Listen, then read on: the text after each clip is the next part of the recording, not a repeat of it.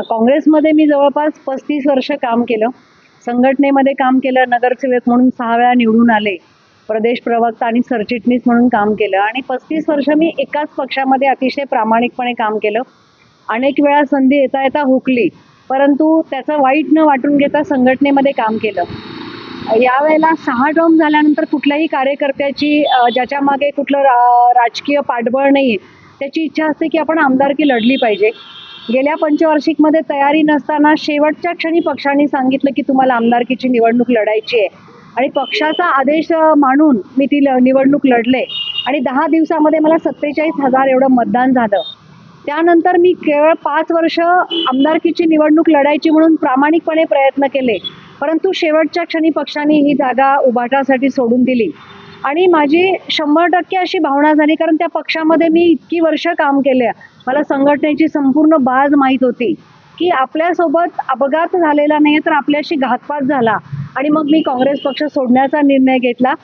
त्यानंतर शिवसेना शिंदे गटाचे सगळे पदाधिकारी माझ्या संपर्कामध्ये होते आणि त्यांची प्रामाणिक इच्छा होती की मी त्या पक्षामध्ये यावं.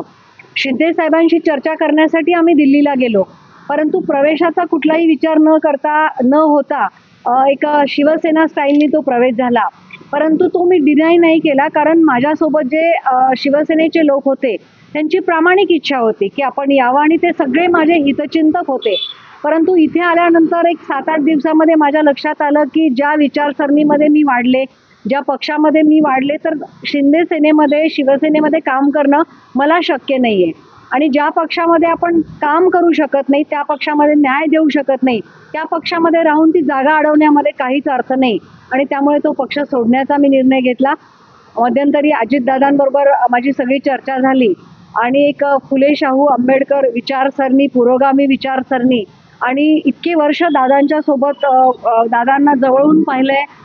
माझं माहेरही अकलूजचं आहे, माझ्या माहेरचे सगळे लोक त्या पक्षाशी संबंधित आहेत आणि तो सगळा विचार केल्यानंतर या पक्षामध्ये मी चांगल्या पद्धतीने काम करू शकेल हा विश्वास मला वाटला आणि मी तो निर्णय घेतला.